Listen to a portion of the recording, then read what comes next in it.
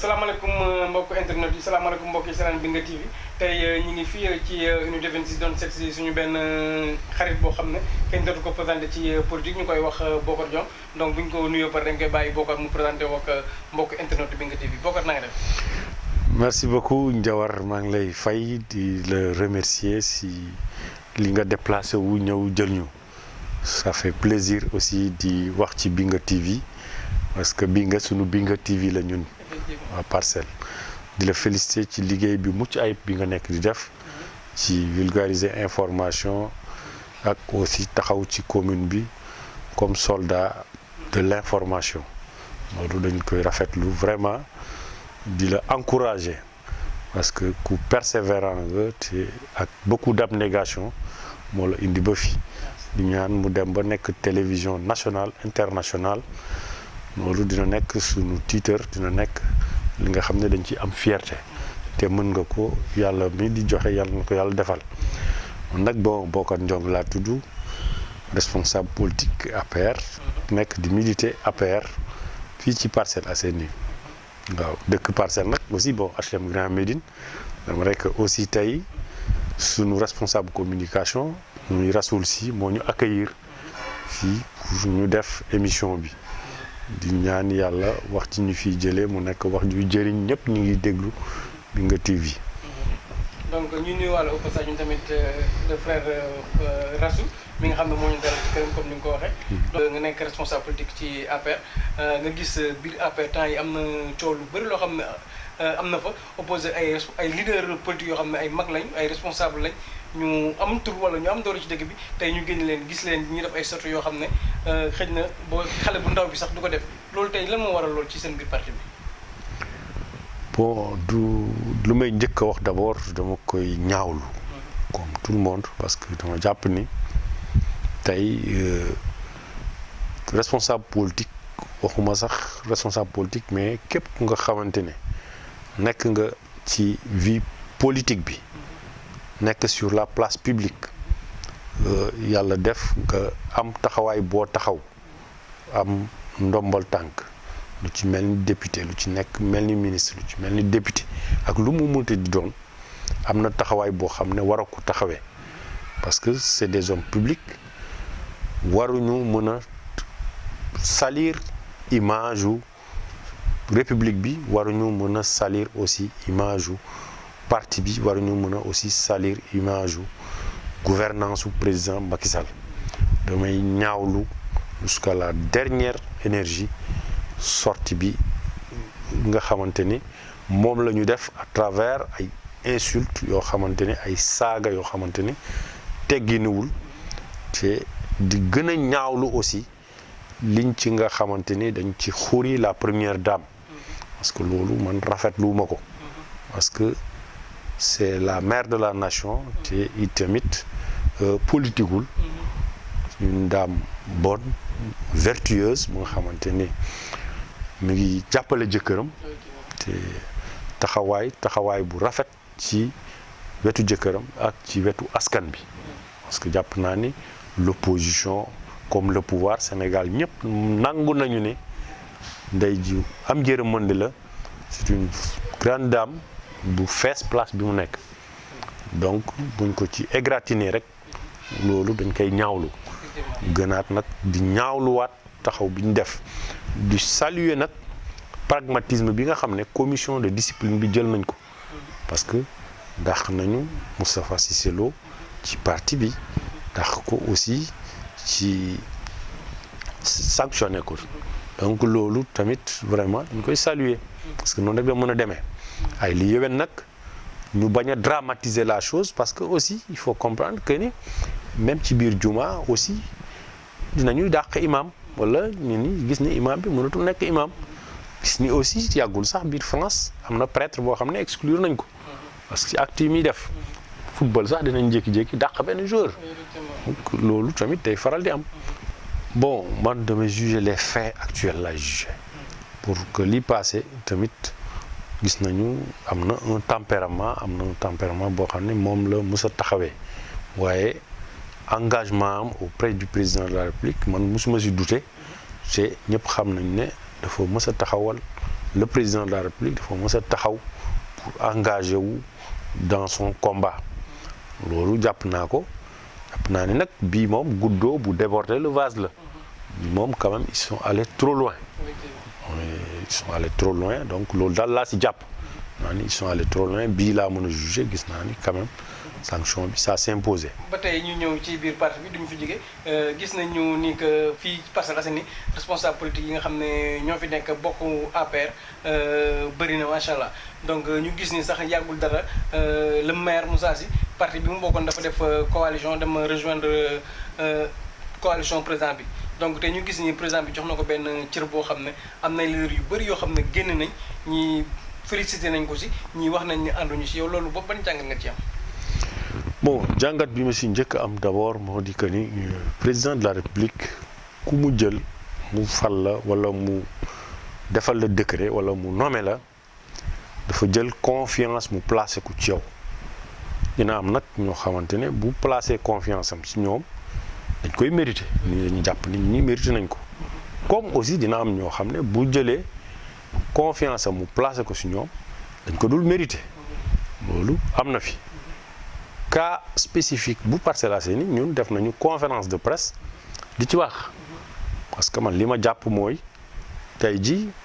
le plus petit militant bi nekk fii APR Parcelles Assainies moo gën a mérito poste bi que ki ñu ko jox loolu man sama gis-gis la parce que il faut comprendre une chose mbir ñun bi ñu nekkee di xeex il était en face di opposé wu ak ñun c'est vrai certes ñu dem ci ay élections d'abord législatives ñu gagné ko mu ñëw si ñun aux élections présidentielles mu mouillé le maillot mu gagné mais aussi bu fekkee récompense dafa am ay li yéwén am na ñoo xam ne ñoom tamit war nañ leen des récompenser parce que tey jii boo évaluer aux Parcelles Assainies cadres locaux yi fi nekk kenn récompensé wu leen donc dama jàpp ni aussi mérité nañ ko yelloo nañ ko te tey ji am na ñoo xamante ne yaa ngi wax ci wàllu félicitation am na ñoo xam ne dañ ko félicité du bout des lèvres parce que mënuñu koo ñàkk bañ a def mais bu ñu ñëwee ne ah c'est vrai félicité nañ ko mais ñun xamuñu qu'est-ce que ça veut dire xam nga loolu neexul donc loolu tamit ci bàyyi xel ay li yéen. est-ce que tamit gisoon ni loolu mën na indi ay problème ci parce que ñi ngi jëm ci ay jours électoraux yoo xam ne élection municipale lay nekk donc moom mu nekk le maire actuel war a tamit kenn xamul ndax mën na nekk ci seen coalition wala lu ci nekk donc bu ñu demee tey ba ci cappaandaw ba le président Macky Sall am confiance ci moom comme ni ñu ko waxee porté ko à la tête du parti ne moom lay jiital ci listam bi fii yeneen cadre yi comme yu mel ni que yéen ban taxawaay ngeen di taxawee. bon élection locale dafa am spécificité parce que déjà gox bi la concerné. C'est vrai que nous sommes dans une coalition ñu ngi ci parti mais man Bokar Ndiong je trouve que tey jii Parcelles soxla na alternance tey jii l'actuelle équipe municipale man du ma leen jox satisfait ci li ñuy liggéey donc jàpp naa ni Parcelles loolu la soxla. pourtant nee nañ nag am na liggéey nañ fi dara parce que boo xoolee xëy na Parcelles fi que le maire actuel indi ak fi mu nekkoon peut-être am na changement bu rëy. daanaka parce que depuis tête bi mu nekkee maire Mbaye Ndiaye jaar na fi moom jaar na fi bi mu fi jaaree la ñu commencé pavé tali yi bi mu fi jaaree la éclairage yi commencé am bi mu fi jaaree yu bëri am na fi mais ba tey tamit am na problème yu bëri yoo xam ne parce que ñu ngi koy jànkoonte lu mel ni que insécurité lu mel ni que ñàkk ndox te loolu tamit moom ban taxawaay la ci war a taxawee en tant que maire. bon xam nga déjà boo xoolee Parcelles Assainies bu ñuy wax bilan wu maire bi lu ci gën a bëri dañuy ne son prédécesseur. defoon na fi lii defoon na fi lële école municipale lii rajo bi yooyu yëpp mu ñëw tëj loolu tamit Parcelles noonu la ñuy koy xayma lu bëri lu mu fi maire bi fekk daf ko tëjoon. lan moo fi amoon école municipale ak rajo municipale. waaw ak aussi case des tout-petits bi nga xam ne war nañ ko fi defuñu ko fi te moo ci opposé woon ay li yëwen li moo dak bi nekk fële tey ji Patte d'Oie nekk ci ku bokk ci commune Patte d'Oie Parcelles la ko moomoon. mu opposé aussi est-ce que li mu fi bañoon def na ko fi loolu c'est autre chose defu ko te nañu xaar sax bañ a yàkkamti ñu xaar leen ñoom ñu def seen bilan yaa ngi tudd pavage yi ay li yéwén projet Promoville président Macky Sall moo ko fi indi AGETIP moo fi réfectionné classe yi or ñun dañu nekk dans une commune boo xam ne même pour changer yenn fenêtre de classe yi sax problème la yenn école yaa ngi fi ñu nekk ci état de délabrement bu avancé or am nañu un budget boo xamante ne presque ñu ngi ci 2 milliards et quelques 2 milliards 400 et quelques millions mais boo xoolee budget Parcelles Assainies 70% budget bi yëpp fonctionnement la ay poste fii recrutement yi fii ak li leen neex mais budget bi nga xamante ne moom mooy investissement bi li ñuy war a def ci investissement bi ay 30% la ay 27% la te même pour continuer piscine municipale bi nga xamante ne c'est à coût d'une centaine de millions depuis des années mënul yegg. stade bi tamit gars yi ñu ngi ciy wax. stade bi moom dañ koy jagleel paternité bi il avait l'intention la volonté politique mais mënu ko defu ko il a fallu que l'État ñëw à sa rescousse donc finalement ils ont un bilan mitigé lan la ñu mën a duut baaraam ne lii ak lii lañ def man li may wax nii déjà je rappelle que bi muy ñëw sax di ñu jàppale dans notre coalition je l'avais dit haut et fort ma ne même bu ñëwee ci coalition bi du tee mairie bi dañ ko war a nangu ci moom parce que tamit am na fu muy toll au-delà de l'intérêt national il y a l'intérêt communal te commune bi suñu bien la ñun ñëpp ñun képp ku ñu gis ni kii mi ngi liggéey wala taxaw na pour liggéey commune bi je dis ay li yoon c'est ce qu'on veut bëgguñu leneen c'est pas parce que il a les beaux yeux wala moo fi nekk wala loolu dañ ko war a dépasser il faut que les gens décomplexé wu c'est ça la vérité parce que tey commune bi fi mu toll waroon na fi dépasser bu yàgg-yàgg te c'est pas par la politique politicienne que la ñuy développer une commune bu fekkoonte ni loolu mooy développer commune bi jàpp naa ni moo war a nekk commune bu gën a développer parce que en termes d'expérience politique notre maire kenn ëppalewu ko expérience tey jii man je lui souhaite tout simplement na commencer bind ay mémoires sur la politique sur l'administration communale sur l'acte 3 la décentralisation yooyu je pense que maîtriser na ko au point que man dama jàppoon ni tey il devait être le meilleur maire parce que en termes d'expérience su ma ñu ci ëpp expérience man bi may dëkk parcelle bi ñuy dëkk si effectivement au parcelle parce que daan naa fi ñëw vacances nii rek depuis ay 96 yooyu maa ngi koy dégg dans la chose politique jusqu'à ce jour ay li yéwén gis nañu tey ci suba ak benn sortie boo xam ne génn ci journal yu ne le président de la République mu commencé jël ay cadres mbar moom lan moo ban relation moo nekk actuellement ci diggante le président de la République ak seen coordonnateur Amadou Ba. ah Ndiawar yow nag da nga ma bëgg a poser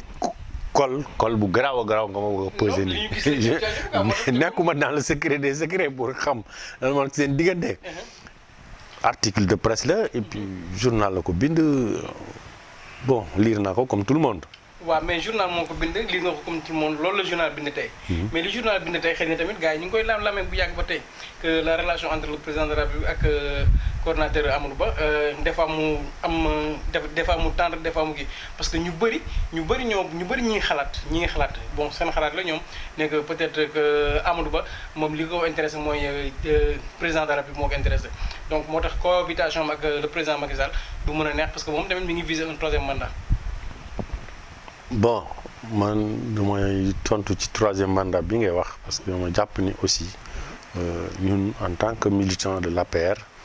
et puis jàpp naa ni waxuñu fi waxi troisième mandat te le président de la République aussi comme général des troupes bés bu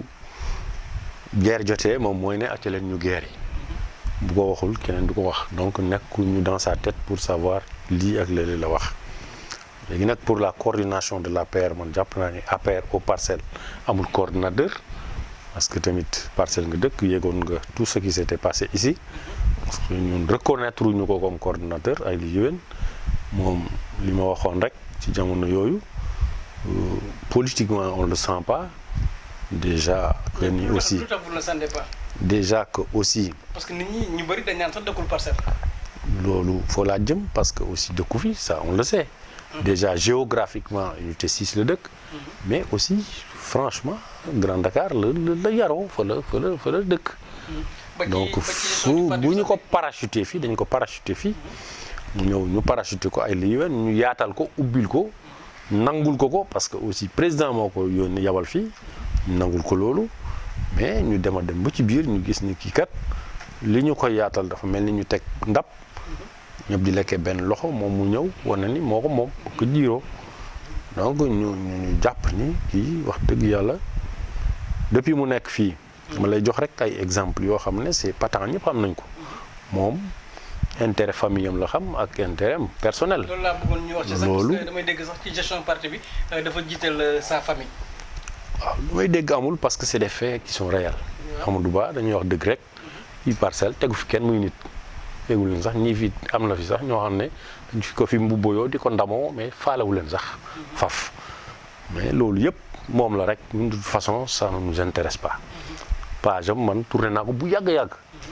moom sax nekk fii di ci waxaat sax parce que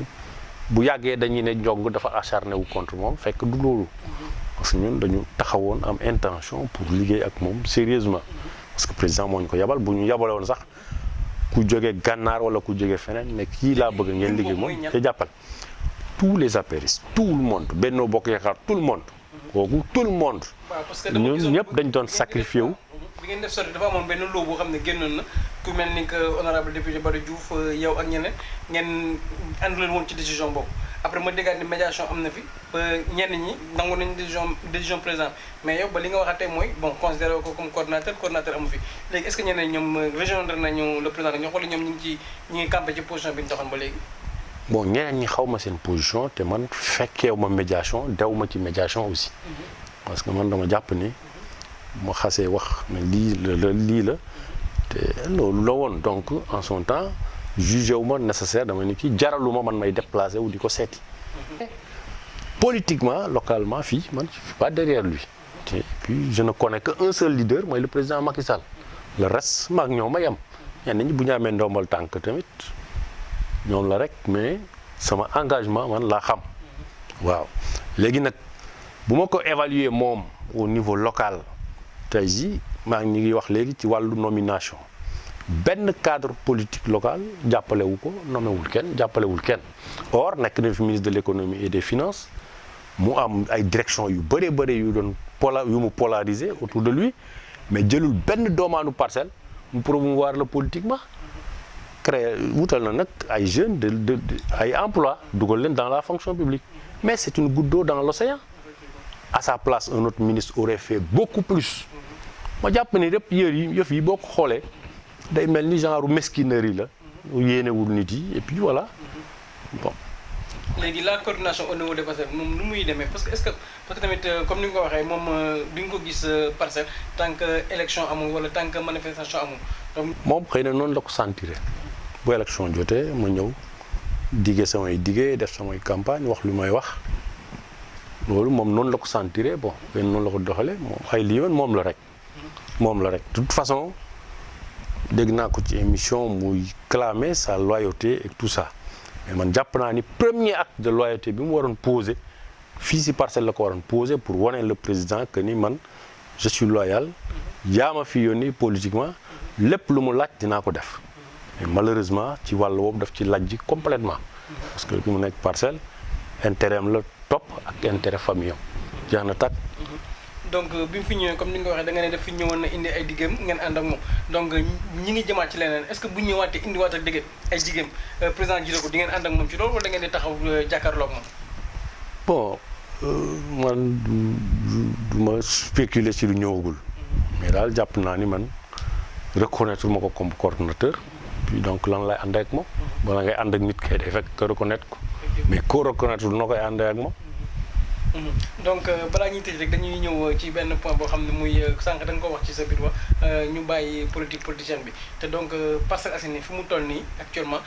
gis nañu ni ay beneen xeetu politique mi ngi fi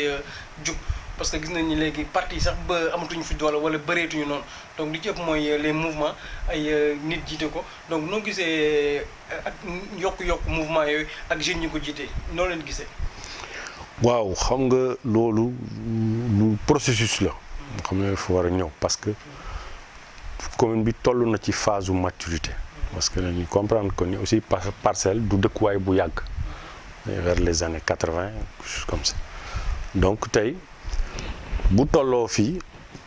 jeunes yi am prise de conscience plus exactement ak naissance su mouvement citoyen yi dafay wane maturité bu am ci nit ñi ñu ngi jël conscience ci seen environnement parce que il y a un peu longtemps boo ko xoolee ñëpp ku nekk da nga jàpp sa bopp rek ndoxu dem ñii fii lañ jógee ñii fii lañ jógee donc dara intéressé wu leen ci commune bi bu ndox di wal ba sa tànk da ngay xëcc sa tànk rek bàyyi mu jàll mais tey am na benn prise de conscience boo xamante ni jeunes parcellois yi ñu ngi koy incarné parce que ñu ci bëri fii lañ juddoo te fii la ñu màggee wute na ak ñun ñi nga xam ne feneen lañ juddee mais ñëw màggee fii bokkuñu ak ñoom prise de conscience mais ñun ñoo engrangé cette prise de conscience là pour que ñu xam ni seen existence si seen alentour seen milieu d'abord moo tax bu ñu gisee des mouvements citoyens di juddu bu ñu gisee des jeunes très engagés, des jeunes très responsables, à l'image de Go Faye, à l'image aussi d'autres responsables, comme Moustapha Kane, maa ngi koy gis sur le terrain politique, di aussi saluer Gueye l'original, nga xam ne c'est un camarade de parti, ak d'autres citoyens nga xam ne ñi ngi fi, loolu dañ koy rafetlu. Comme en son temps lu ñu rafetloo woon Demba Dia bu incarné yàlla na ko yàlla yërëm le parcellois bi nga xam ne dafa gëm parcelle bëgg parcelle dem kanam donc je pense que yooyu yëpp c'est très positif il faut positiver ça que les gens bañ a am benn complexe vis-à-vis de qui que ce soit la mairie elle est à la portée de tout le monde doomaanu parcelle bépp fu juddu foo mënta nekk war nga mën a jàpp ni war nga mën a nekk maire commune bi di appeler nag les gens à beaucoup plus de générosité et puis d'être inclusif. C'est vrai, c'est compliqué, dur, du yomb, mais c'est toujours possible.